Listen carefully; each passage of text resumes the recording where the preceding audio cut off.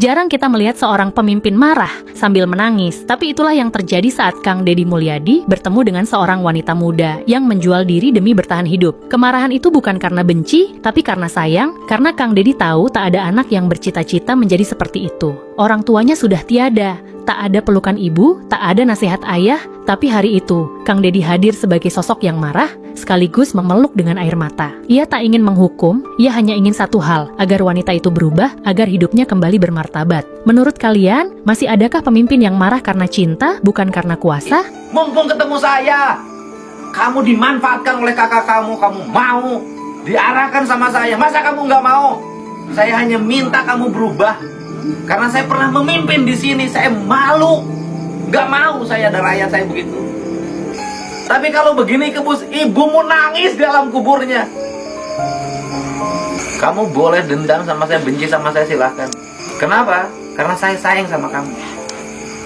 Saya pernah ketemu kamu ketika usia kamu masih kecil. Besok saya kirim seluruh kebutuhan kamu.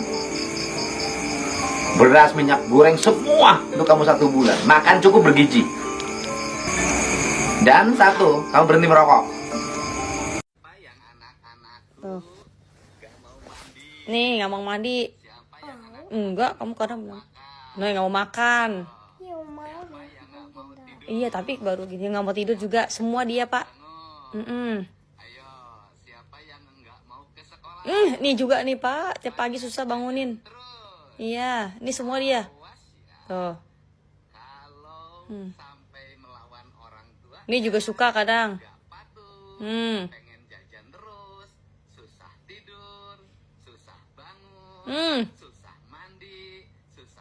Semua dia, Pak. Pak Gubernur datang nanti ke rumahnya ngejemput. Jemput aja, Pak. Ancol. Mau dijemput? Mau nggak? Mau nurut sama ibu dan bapaknya? Mau nurut nggak? Tuh.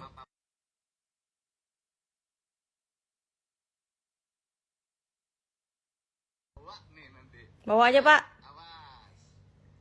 Hey.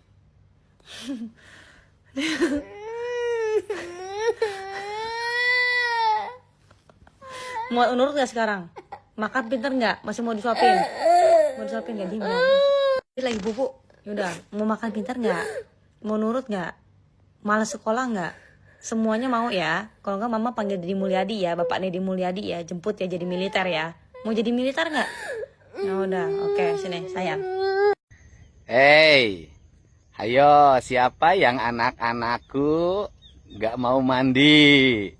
Siapa yang anak-anakku nggak mau makan? Ayo, siapa yang nggak mau tidur?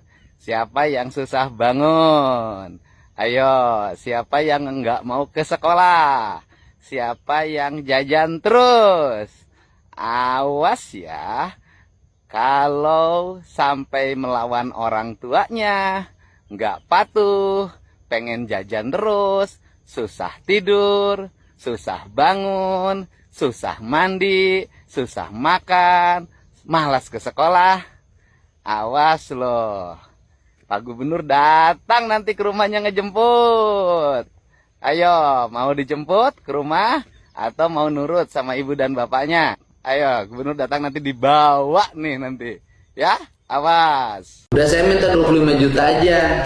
Apanya Pak Gu? Nah, itunya untuk perjalanan dinas sampai Desember. Jadi yang 600 jutanya mau sana yang geserin. Untuk asuransi anak-anak ojol. Siap. 600 juta Pak Gu? Ya udah kasihin. Saya mah 25 juta cukup sampai Desember. Siap Pak Gu. Deddy Mulyadi semuanya serba terbuka. Sekelas gubernur ternyata gajinya cuma 8 juta.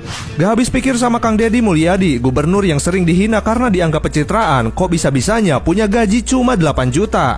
Iya coy, kalian gak salah denger, sekelas gubernur loh. Lah bang, kan dapat tunjangan lain-lain. Dengerin dulu. Walaupun tunjangannya emang besar, tapi Kang Deddy dengan penuh kesadaran ngasih semua gaji dan tunjangannya buat asuransi warga. Gua bahkan sampai bingung pas tahu video ini. Maksud gua itu kan haknya Pak Gub, ya diambil aja gitu loh. Udah mah nggak korupsi dan memperkaya diri, gaji dan tunjangannya pun malah dikasih buat asuransi orang lain. Berapa sih gubernur dapat gaji tunjangan segala macam tiap bulan? Untuk Pak Gub, gaji tunjangan itu 1 bulannya 8,1 juta. Terus perjalanan dinas? dari awal sebetulnya ada sekitar 1,5 miliar. Nah, Tapi sudah Pak Gub dipotong. minta dipotong, jadi 1 tahunnya 700 juta. 700. Sekarang dari saya sudah kerja dari bulan Februari sampai dengan bulan September. Siap. Tanggal 1 nih sekarang. Udah habis berapa perjalanan dinas saya? Dari total 750 juta yang dialokasikan buat Pak Gub perjalanan dinas sampai dengan 6 bulan lebih atau 7 bulan 7 tadi bulan. hanya 74 juta. 74 juta. Jadi selama saya 7 bulan Ya. dengan kelilingnya saya abrek-abrek. 74 juta. Ya kelilingnya kan tiap hari tuh Pak. Iya. Ya kan? Jawa Barat loh udah kekelingin semua. Siap. Semuanya 74 juta. 74 juta. Jadi ada sisa berapa? Jadi kalau total 74 juta, sisanya masih ada sekitar 625 jutaan. Udah saya minta 25 juta aja. Apanya Pak Gub? Nah, itunya untuk perjalanan dinas sampai Desember. Jadi yang 600 jutanya mau Ke sana yang geserin. Geser. Untuk asuransi anak-anak ojol. siap. 600 juta Pak Gub. Ya udah kasihin. Saya mah 25 juta cukup sampai Desember. Siap Pak Gub. Seluruh kegiatan saya ini tidak ada yang saya gunakan pribadi. Tinggal yang saya gunakan pribadi adalah 8 juta. Boleh nggak kalau itu juga dikasihin? Waduh. Udah masuk. 8,1 juta Pak. Nah, saya nggak ngambil. Bisa aja Pak. tapi tetap Bapak marah dulu, tapi Bapak. dikasih gitu Pak. Tetap dimasuknya ke rekening bapak. Iya masuk rekeningnya kan dikasihin lagi. Boleh Pak. Boleh. Nah, itu mah hak Bapak. Tapi kalau dihapusin nggak boleh. Nggak bisa Pak. Aturannya bisa. Aturannya. Emang masuk ke rekening saya, tapi oleh saya ditransferin lagi tuh. Ya, pasti gitu. Boleh Pak. Hari ini banyak yang membicarakan tentang penghasilan Gubernur Jawa Barat. Tunjangannya mencapai 33 miliar. Saya tegaskan ya bahwa saya sejak awal terbuka menyampaikan satu gaji gubernur dan tunjangannya itu sebesar 8,1 juta dalam setiap bulan. 8,1 juta dalam setiap bulan. Setelah itu saya mendapat fasilitas baju dinas. Saya tidak mengambilnya dan mencoretnya anggaran tersebut. Jadi baju dinas Gubernur Jawa Barat itu tidak ada. Bajunya beli sendiri karena saya bukan yatim piatu. Kemudian mobil dinas saya tidak mengambilnya. Kemudian yang berikutnya ada lagi yaitu anggaran perjalanan dinas. Sebelum saya menjabat, gubernur yang terdahulu anggaran dinasnya per tahun 1,5 miliar. Kemudian setelah saya menjabat, saya turunkan menjadi 750 juta. Dan sekarang di perubahan APBD tahun 2025, anggaran perjalanan dinasnya diturunkan lagi 100 juta. Jadi dalam setahun saya menggunakan anggaran perjalanan dinas itu 100 juta dan sekarang baru habis 74 juta. Jadi sisanya mungkin untuk bulan September, Oktober, November, dan Desember. Nah selanjutnya lagi, ada apa lagi? Ada yang disebut dengan biaya operasional yang diatur dengan peraturan pemerintah. Yaitu besarannya 0,15% dari realisasi pendapatan asli daerah. Nah diperkirakan APBD Provinsi Jawa Barat 15% realisasi pendapatan asli daerah itu sekitar 28 miliar. Dari 28 miliar itu dibagi dua. Gubernur dan wakil gubernur. Gubernur 75%, wakil gubernur 25%. Maka jatuhnya yang saya peroleh adalah 21 miliar 600 juta rupiah per tahun. Dan kemudian anggaran itu digunakan untuk apa? Anggaran itu saya gunakan semuanya untuk belanja kepentingan rakyat. Satu, ada orang sakit di rumah sakit, saya bayarin. Ada orang sakit tidak punya biaya operasional selama keluarganya sakit di rumah sakit, biaya angkutannya saya bayarin. Ada sekolah-sekolah yang perlu tambahan untuk ngecat, saya beri. Kemudian ada orang yang rumahnya roboh, saya kasih.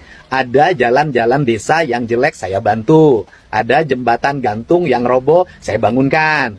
Dan berbagai kegiatan sosial lainnya yang dalam setiap waktu saya lakukan. Dan setiap hari juga ada antrian orang yang antri ke Lembur Pakuan.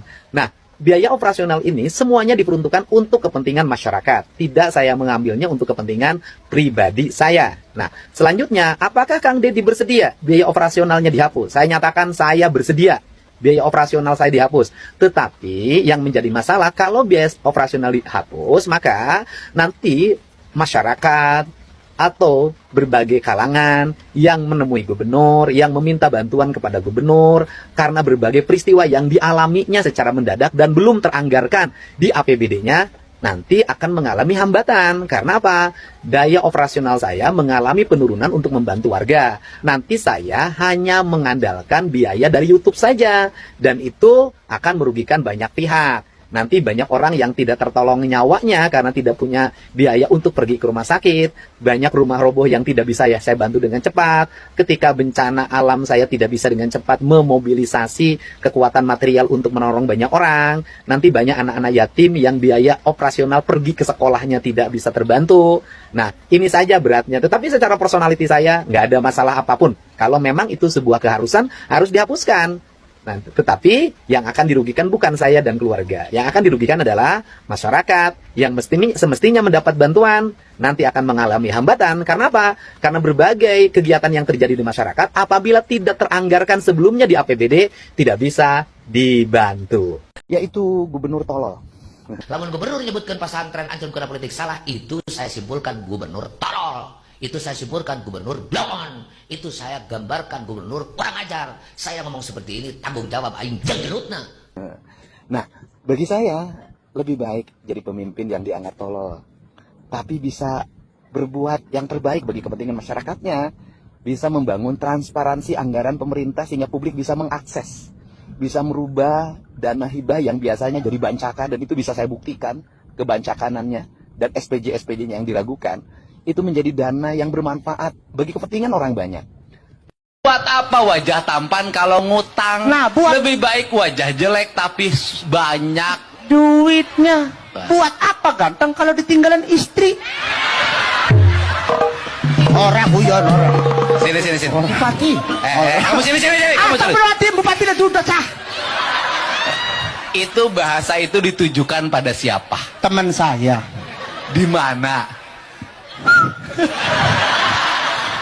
Emang dia ditinggalin? Siapa yang bilang enggak? Ditinggalin apa ninggalin? Enggak tahu, demolo.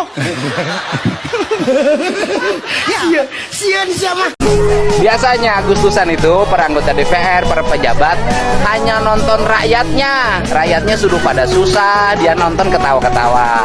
Kita hari ini balik ya, rakyatnya bahagia lihat kita. Itulah hidup.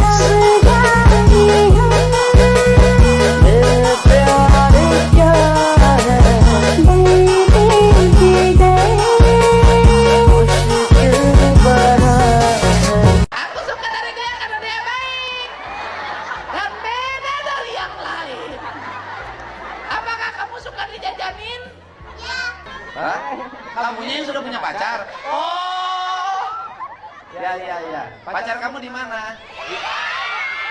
Sini. Sini. Waduh, hebat. Nih. Waduh. Udah kamu jujur aja. Sejak kapan kamu pacaran? Kelas 9. Kelas SMP. Awet banget. SMP mana? Berarti cinta pertama? Iya. Hah? Dari SD? Satu SD? Enggak, beda. Kamu suaranya beda. Kamu gimana? Kamu SD bareng? Dulunya madrasah bareng. Kamu bareng satu madrasah? Jatuh cinta? Madrasah Diniyah? Ya, MDT masa dunia, Setiro. Oh, SD, Madrasah Diniyah, kamu sudah saling jatuh cinta? Ya. Eh, Kita saling kenal doang. terus sampai sekarang awet? Ya. Aduh. Kamu sampai lihat yang cantik ini nggak kegoda, jaga perasaan. Carilah cowok seperti dia yang selalu menjaga perasaan. Kamu sama dia cinta banget? Ngomong dong. Cinta banget. Suka ngapel? Hah? Suka ngapel? Oh, malam-malam sebelum bobo selalu kasih WA. Aduh. Pagi-pagi WA lagi. Selamat pagi sayang. Gitu kan? Aku juga pernah muda. Oke, gitu. Ya. Apa yang kamu suka dari dia? Baik. Terus kayak beda dari yang lain.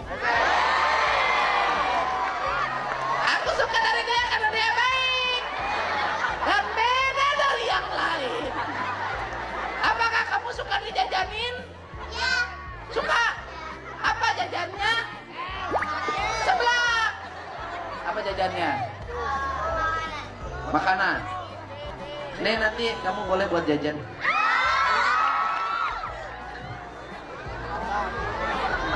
tahu. Kamu mencintai dia tidak? Bukan. Nah. Oh, kamu tulus mencintai dia. Dia nggak saya beri. Nah terus, kalau dia nggak saya beri gimana? Bikin kabeh itu. Enggak. Hebat kamu juga pengertian. Kenapa nggak diambil? Aduh, kamu bener saling jaga perasaan.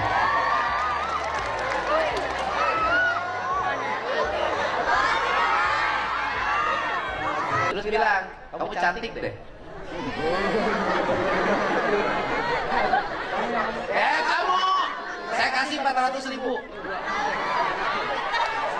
Nah, bilang kamu cantik deh. Hah? Kamu cantik deh, bilang gitu. Hebat, tepuk tangan ya. Kata Allah kamu hebat.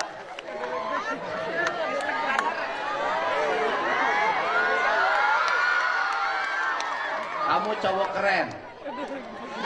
Nah. Ini kasihin ke dia. Kamu kasihin ke dia. Kasih. Udah kasihin ke dia, kasih. Tanda cintaku padamu.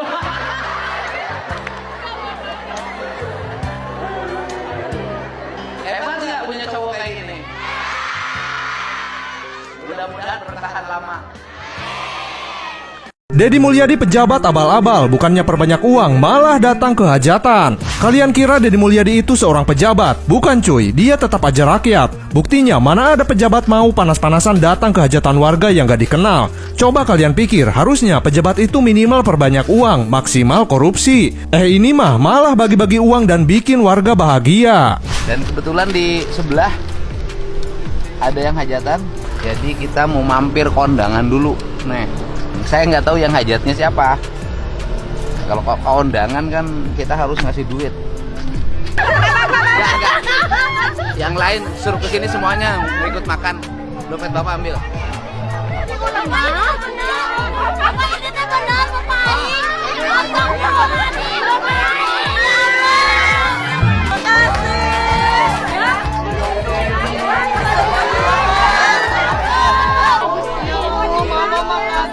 Aduh, ini teh pengantin. Udah gitu nggak cuma datang doang, Kang Deddy tiba-tiba ikutan makan sekalian sama semua rombongannya. Wah gila, mana ada pejabat model gini di Indonesia. Harusnya kalau beneran pejabat minimal makannya di restoran mahal dong. Masa makan di hajatan bareng warga? Hai Daharna, mana Daharna? Hai Daharna. Ayo, ada bilang ke Pak Deddy teh ke Bapak Ayu. Bapak sih seueur tuangna. Karena kita naon? Dia naon ieu? Ayam suwir, Pak. Oh, ayam. Oh. Ya. Capcay, Pak. Makan Om. Seadanya Om. Wah. Lamun cuci mulut di lemur mah iya bolu. Tahu lampu, Bapak. Oh, ini jeruknya. Tuh, jeruk. Sambil makan ya, Pak ya. Bapak yang datang lagi Bapak. Bapaknya.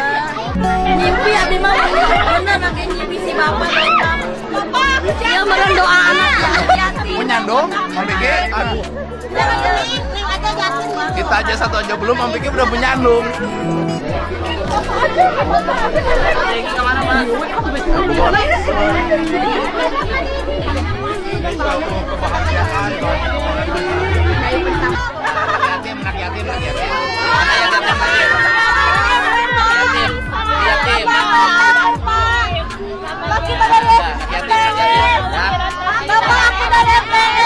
Jalan.